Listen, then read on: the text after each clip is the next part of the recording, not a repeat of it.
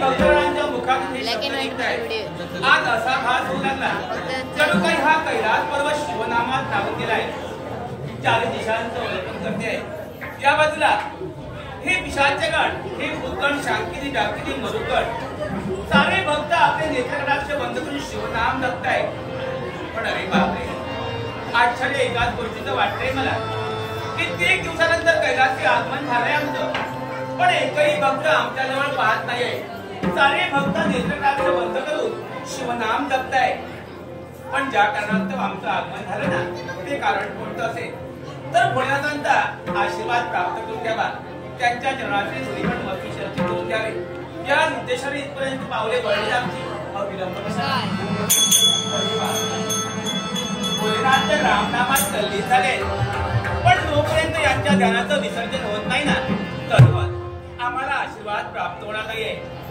अहो भोलेनाथ, अहो भोलेनाथ, अहो नेत्र उघडा म्हणते. ही गिरिजा तुम्हाला हाक देते. नेत्र उघडा, नेत्र उघडा. ओम नमः शिवाय.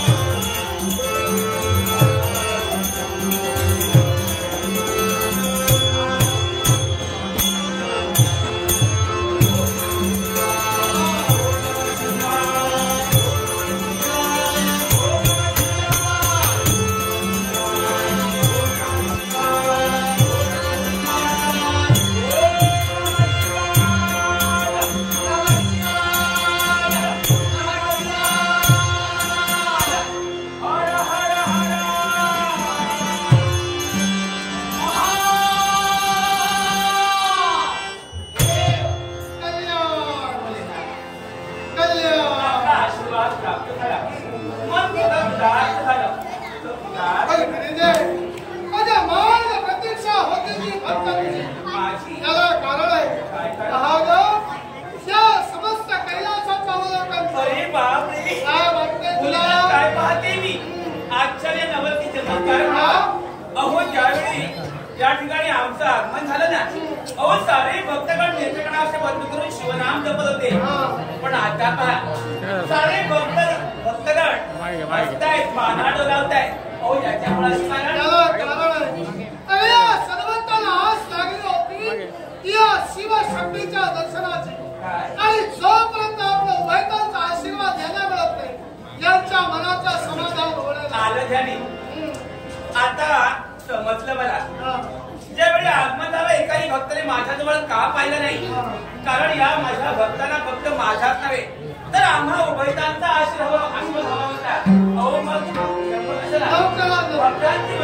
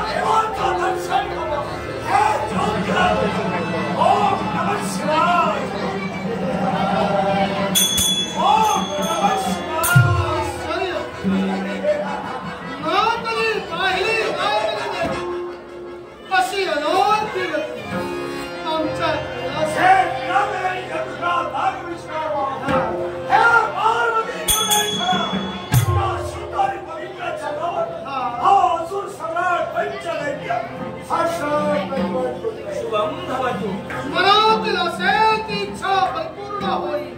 मंगलमय असेल.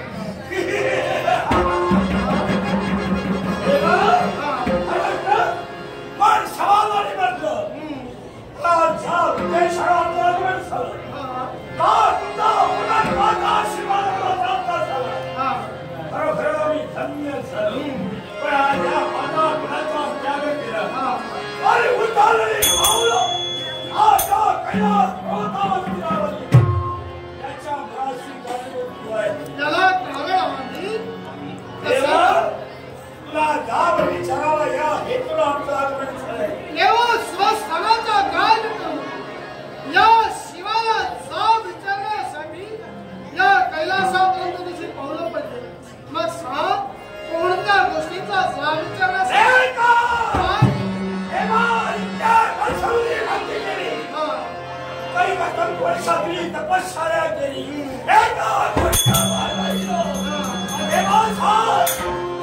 मला प्रसन्न का झाला नाही. अरे सद्भक्ताला सद्भक्ती करावी आणि त्याच्या भक्तीवर प्रसन्न होऊन या परमेश्वराला त्याला इच्छित वरदान द्यावं.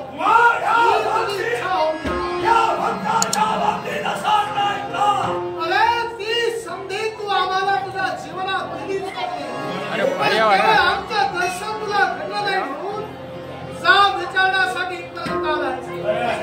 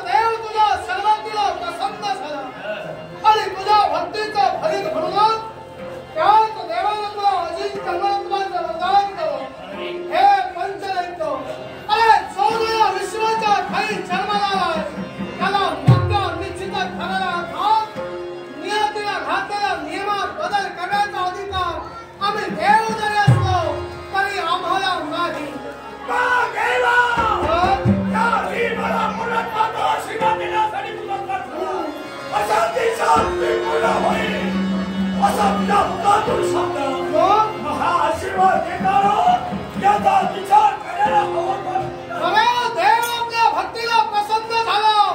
देवाला इच्छित वर देवा ही तुझी इच्छा आहे. पण देव प्रसन्न झाला याचा अर्थ प्रत्येक भक्ताला मनाला वाटेल आणि बुद्धीला पटेल त्याप्रमाणे कधी वागू नये. कारण प्रत्येक गोष्टीला वेदा मर्यादा ठरलेल्या आहेत आणि साक्षात या कैलासावर येऊन या वैकुंठ देवतेसमोर त्याच मर्यादेचं उल्लंघन जर तू करत असशील तर लक्षात ठेव सारा जगवंश हाती घालतोय. क्षणातुला जय करायला नागपुढं मान देवा मी पावले हा देवा तसा बोला तसा झाला हो. यापेक्षा जगदिंद्याला तू पात्र ठरणार आहे. मी जगदिंद्याला पात्र ठरणार आहे. कारण मी अजूनही माझ्या तत्वया विश्वाच्या ठाई सांभाळलेला आहे. त्याला कारण आहे कारण मी तुझा देव आहे. तू माझा भक्त आहे. प्रत्येक भक्ताला सात्विक भक्ती करावी आणि त्या भक्तीवर देवाला प्रसन्न व्हावं हे देवतांचं तत्व मी आतापर्यंत सांभाळलं आहे. पण तू एक भक्त म्हणून या विश्वाचा काहीतरी लांछनात्मक कृत्य करतो असं मला तरी वाटतंय.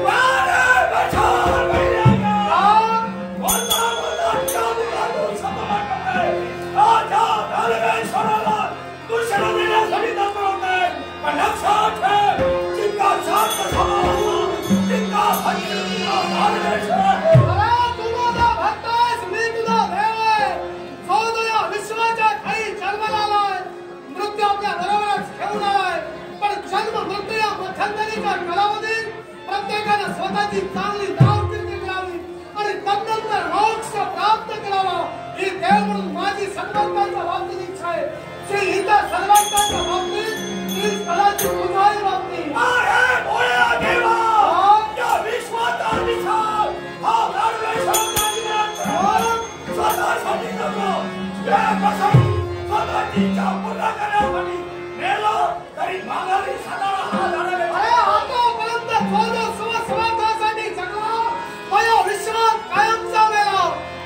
विश्वासाठी जगला. चंद्र सूर्यापर्यंत कीर्ती रूपाने आम्हाला राहिला. पण तुझाही बाबतीत मला देव घडवायला लावलं. पण या देवतेचा वैभवत्वाला जर आवाज देत असशील लक्षात ठेव तुझ्या पूर्वजांची जी स्थिती झाली तीच स्थिती तुझी गाठ कैलासी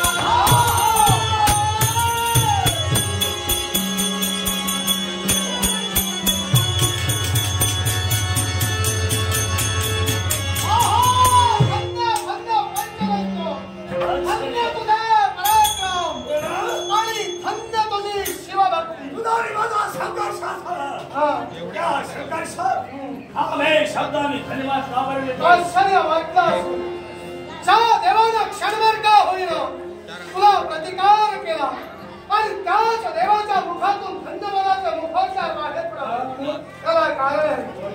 अरे ज्या देवतेची तू आतापर्यंत सद्भक्ती केलीस तो देव तुझ्या भक्तीवर प्रसन्न झालेला नाही आणि इच्छित ते वरदान तुला देणार नाही. पण ते वरदान मिळवण्याची आणि तदनंतर ते टिकवण्याची तुझ्या कुवत आहे की नाही शरीराला आजमावून पाहायचं. म्हणजे देवा आज माझी कुवत पाहण्यासाठी तत्पर म्हणजे देवा माझी कुवत आहे. आणि म्हणून तुझ्या भक्तीवर आणि तुझ्या पराक्रमावर प्रसन्न होऊन माझा भक्त या विश्वाच्या ठाई माझा भक्त पंचदैत्य अजिंक्य नमन अजिंक्य नमन अजिंक्य नमन हर्षवरी होऊ नकोस. देवा अगर तुझं वरदान तू मला दिलं पण लग्न साधा का बरं? त्याला कारण आहे. कोणतं? या विश्वात जो जो जन्माला आलाय त्याचा मृत्यू निश्चित ठरलेला आहे. नियतीनं जो नियम घातलेला आहे त्या नियमाचं उल्लंघन मी कधीही करणार नाही. आणि म्हणून ज्याप्रमाणे तुला जन्म झालाय तुलाही मृत्यू आहे पण तो विश्वाहून रागला आणि वेगळा. म्हणजे देवा मलाही मरण आहे. आज माझा मृत्यूचा रक्ष तू रेखाटलाय. असाच देवा आज माझा मृत्यूचं रहस्य तू रेखाटलंय. अरे मला ऐकण्याची इच्छा देवा मला ऐकण्याची. या विश्वाच्या ठाई प्रत्येकाला आपला मृत्यू न्यायचा असतो पण तुझ्या मृत्यूचं रहस्य साक्षात या तुझ्या देवाच्या मुखातून ऐक. ज्या शिवशक्तीची तू आतापर्यंत आराधना केलीस तीच शिवानी शक्ती ज्यावेळी एकामेकापासून अलिप्त होती आणि अलिप्त झाल्याच्या नंतर त्याच्या वेदना ज्यावेळी या माझ्या शक्तीला होती पंचदैत्य त्या क्षणी तुझ्या जीवनाचा सेवक त्या क्षणी तुझ्या जीवनाचा माझा मृत्यूचा रहस्य असा मरण रेखाटलाय. पण हा पंचदैत्य थंड झाला. माझ्या मनाची इच्छा पूर्ण झाली. निघाला या कैलास शिवभक्ती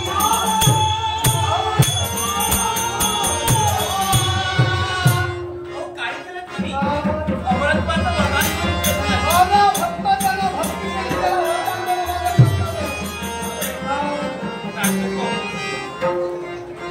आनंद कुंभार आनंद कुंभार या नाटकाने हे धनुर्वी पुष्प पार्वती चरणी वाहिलंय. त्यांच्या मनातील सर्व इच्छाकांक्षा परिपूर्ण होतील असा मंगलमय आशीर्वाद देऊन मी माझ्या जन्मादशकात नाट्यमंडळ आपल्या गणपतीने लिहून समोर त्या देवतेकडे लिहून आणि माझी गुरुमाऊली श्रीमान बाबल नाईक यांचा आशीर्वाद घेऊन स्वीकार करते. आश्चर्य वाटलं. वर्षभरीत वदनाला सर्व स्थानापर्यंत सरकारी पावलं क्षणभर स्थिरावली. काय? देवा माझी इच्छा आहे पूर्ण केली. हा. माझी दुसरी एक लाखची इच्छा आहे ती आपण पूर्ण करा. ते म्हणता म्हणता तुझ्या इच्छा तर वाढू लागल्या आणि या जर इच्छा अशाच वाढत राहिल्या तर कदाचित हा देव हे कैलास सोडून जाऊ शकतो. देवा तुझ्यावर माझा पूर्ण विश्वास आहे. एवढा विश्वास म्हणून माझी इच्छा एक पूर्ण केली दुसरी इच्छा पूर्ण होईल. ही सुद्धा आम्ही पूर्ण करावी. देवा माझी दुसरी इच्छा आहे. बरं ऐकूया. माझी कन्या प्राप्ती राड सेवी तिची माता निवर्तन अरे अर्थात आमची पत्नी फार वाईट. म्हणून आज हा पंचदैत्य पत्नी सुखापासून वंचित आहे. म्हणून देवा मला पत्नी सुख हवंय. पत्नी सुख पत्नी सुख या वयात काय म्हणजे देवा म्हणजे या वयात पत्नी कन्या तुझी लहानाची मोठी झाली आणि असं असताना सुद्धा त्याला काय नाही. काय झाले? कारण कन्या उपवास झाले. कन्याचा विवाह होता क्षणी मी एका म्हणून मला पत्नी सुख हवंय. म्हणजे तुझ्यासाठी वधू संशोधन आम्ही करावं. याच्यासाठी ही इच्छा तू माझी पूर्ण करा. कोणती? हीच पत्नी मला पत्नी हवी आहे. याच्यासाठी देवा काय? असं कर. काय?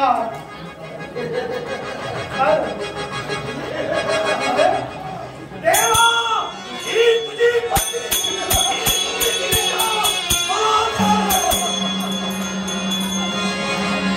माझा भक्त पत्नी सुखापासून वंचित आहे म्हणूनच या शिवाची गिरिजातला हवे ही तुझी पत्नी मिळाली साक्षात देवाची पत्नी तुला हवे हे पंचरत्न तू माझी सर्वांगी केलीस तुझी एक इच्छा मी पूर्ण केली आणि दुसरी इच्छा पूर्ण घेण्याचं वाटलं की काय केली तुझी इच्छा पूर्ण केली या शिवाची गिरिजा माझ्या भक्ताला दिली माझा आशीर्वाद आहे देवा धन्य झालो खरं माझी इच्छा पूर्ण झाली आणि या गिरिजेला घेऊन माझा पुनरुद्धार झाला ये गिरिजे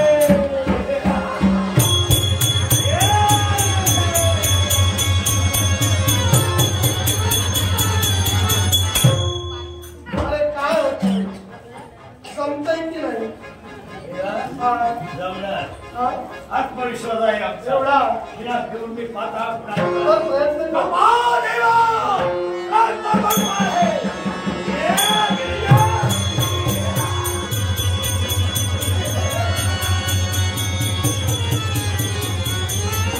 अरे जीवनात संधी एकदा येते आणि त्या संधीचं सोनं नाही केलं तर आयुष्याची माती मात्र निश्चितच होणार. प्रयत्न व्हायचे करीता केले एवढा आत्मविश्वास प्रयत्नामध्ये राहो आमचा आत्मविश्वास आमच्या पराक्रमावर आमच्या मायावीच्या विद्येवर जोरावर या विषयाला सोडून जाणार अधिकारा या क्रिया चालवायचा या गिरिजेला आत्मा पुकारला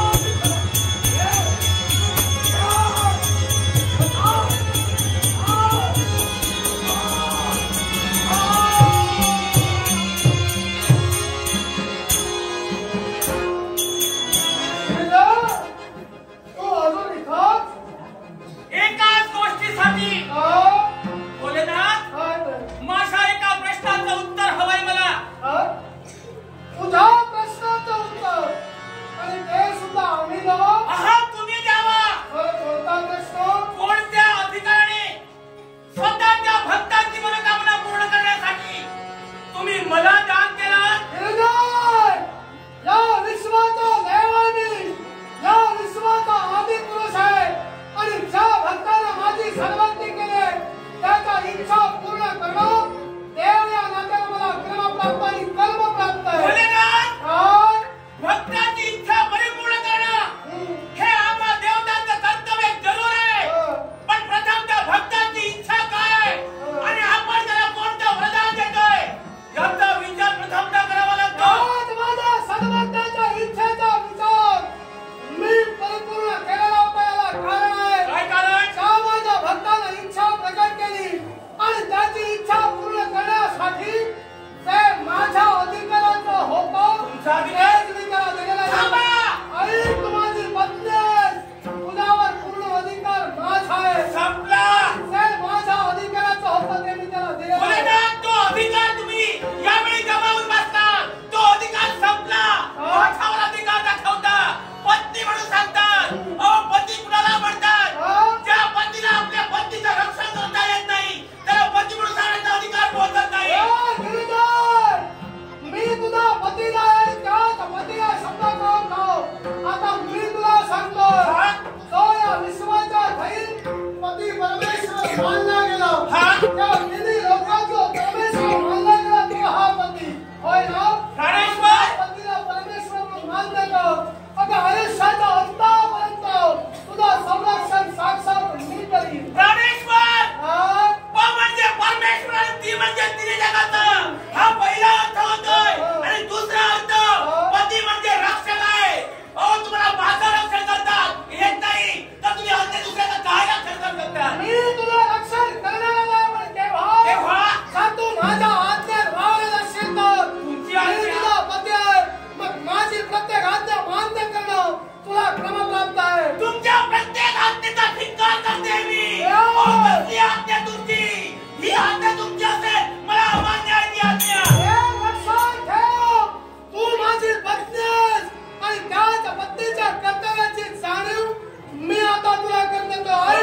पती पत्नी हे देह जरी दोन भिन्न असले तरी त्यांचा आत्मा आणि आचार विचार हे एकच असतात आणि प्रत्येक पत्नीचं कर्तव्य त्याच्या प्रत्येक पतीच्या कार्यात सहकार्य करणं. मग मीला विश्वासाने धरतोय, माझ्या सर्वज्ञांसाठी धरतोय, मग मला सहकार्य करणं तुला कर्म लागतंय.